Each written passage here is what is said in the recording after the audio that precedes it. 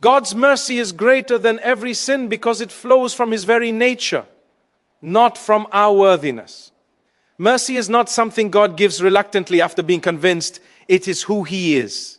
When the heart is crushed by guilt and memory, when the soul feels stained beyond repair, God's mercy does not hesitate or calculate. It reaches deeper than shame and wider than fear. The cross stands as the eternal proof that sin never has the final word. Even when the weight of the past feels unbearable, God looks at the sinner with compassion, not disgust. He sees the wounds before the failures, the longing before the rebellion. Mercy is not the denial of sin, but the power that overcomes it, transforming what was broken into a place where grace can enter and dwell quietly within the heart. Many believe that their sins have disqualified them from God's love, as if mercy has a limit that can be crossed.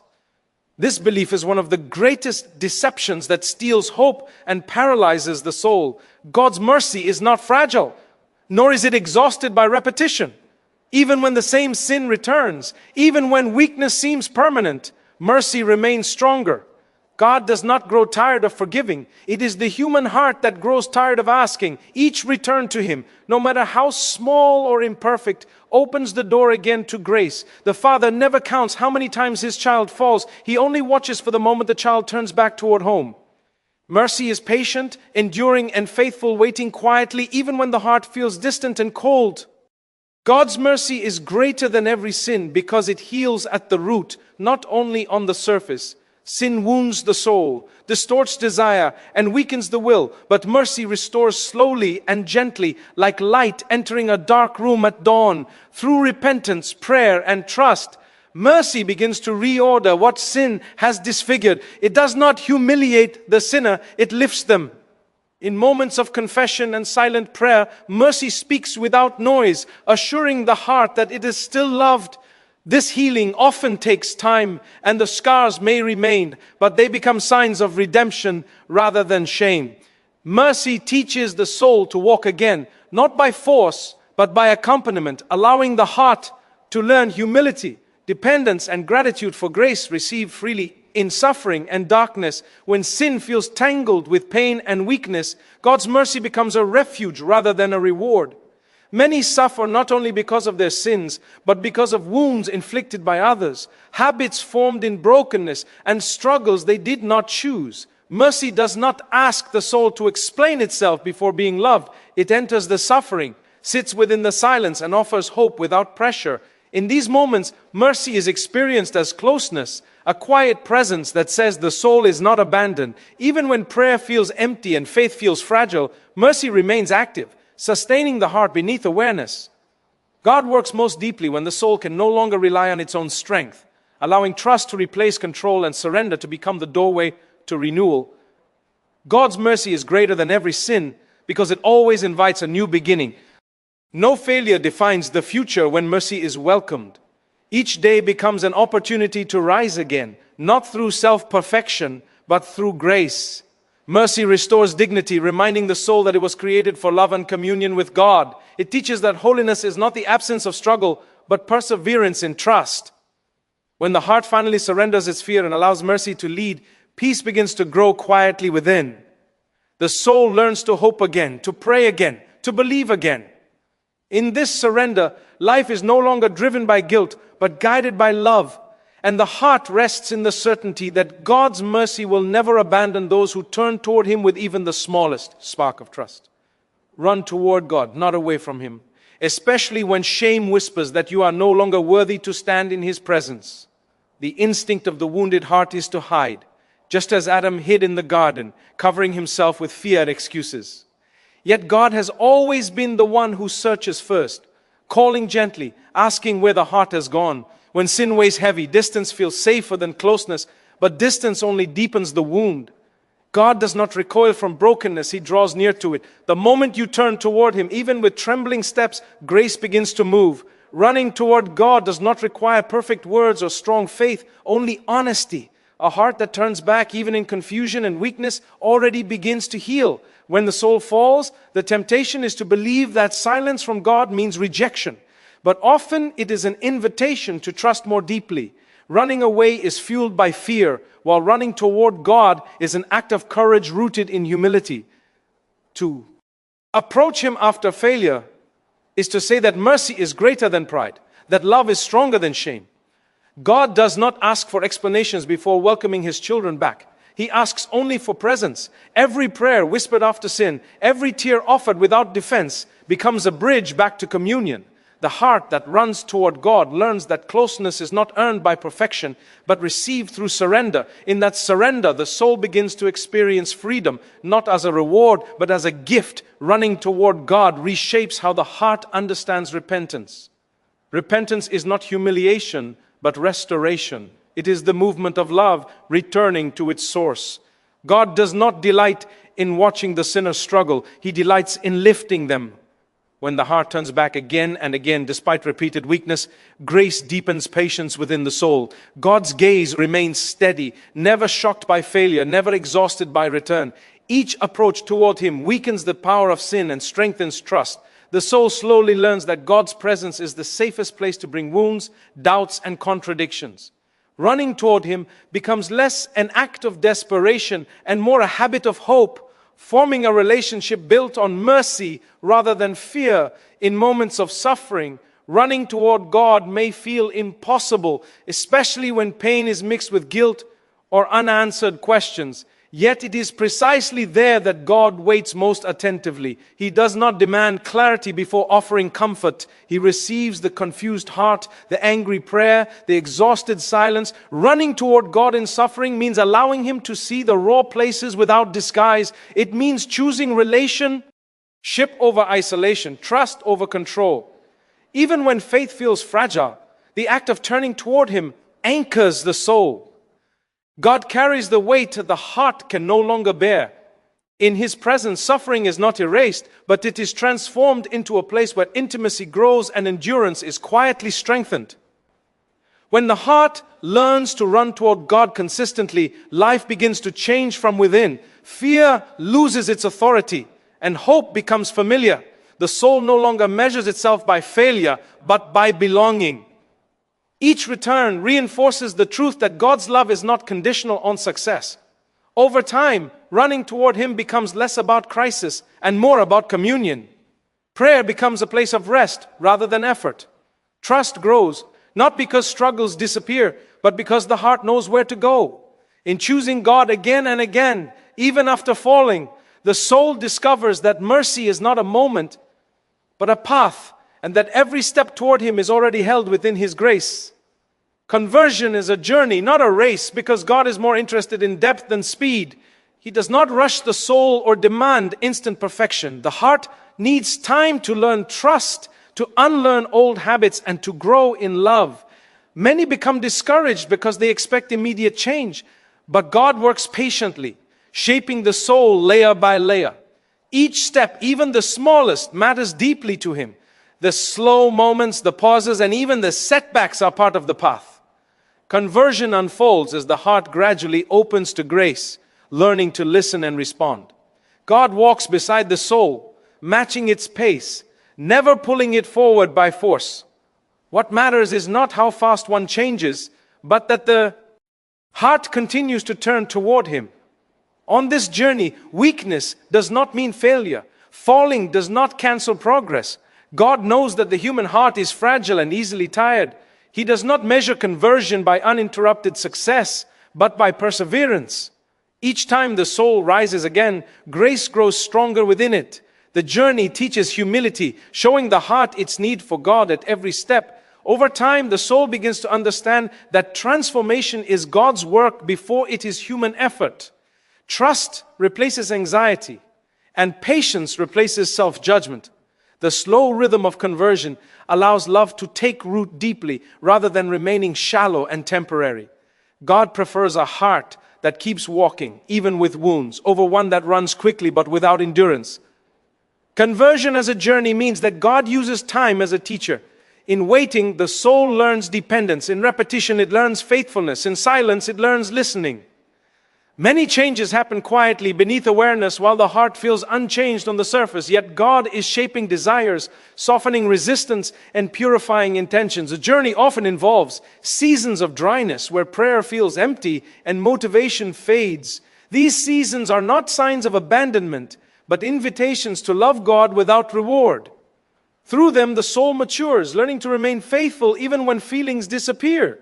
This slow work builds a foundation that cannot be shaken easily by difficulty or doubt.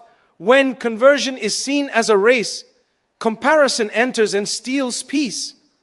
The soul begins to measure itself against others, feeling either pride or discouragement. But on a journey, each path is unique. God leads each art differently, according to its wounds, history, and capacity. Some steps are quick, others painfully slow, yet all are guided by the same love. God never asks the soul to be where it is not yet ready to be. He asks only for today's yes. By embracing the journey, the heart learns compassion for itself and for others. Judgment softens, patience grows, and gratitude replaces pressure. The soul begins to trust that God knows the way better than it ever could. As conversion continues over time, the heart slowly discovers freedom. Not freedom from struggle, but freedom from fear. The soul realizes it does not have to prove itself to God. Love becomes the motivation rather than obligation.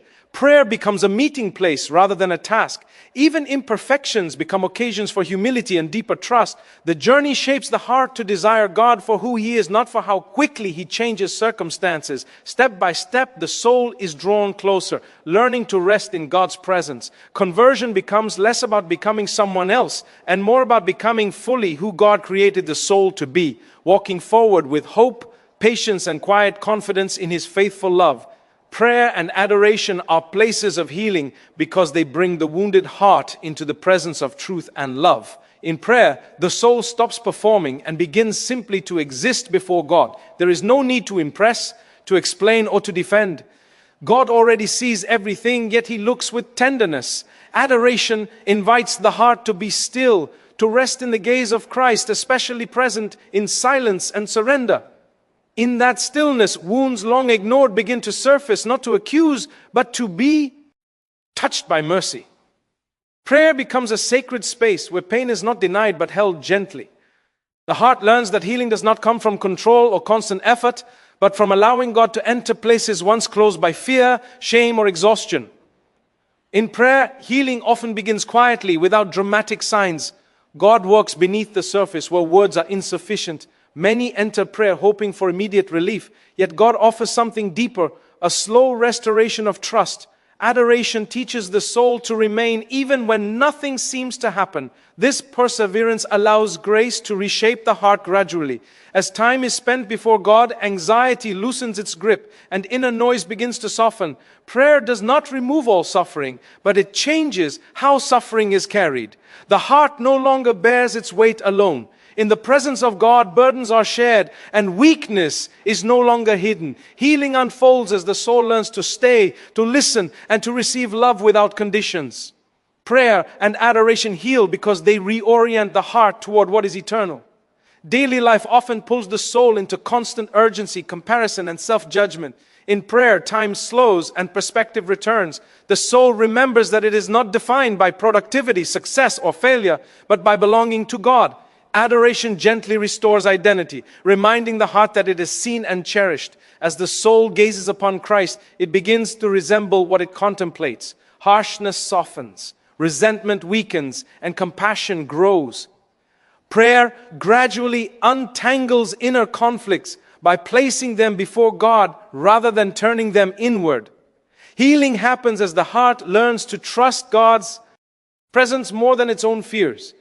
In moments of deep pain, prayer may feel difficult or even impossible. Words fail and silence feels heavy. Yet even this silence can become adoration when offered honestly. God receives the exhausted heart that can only remain present without understanding.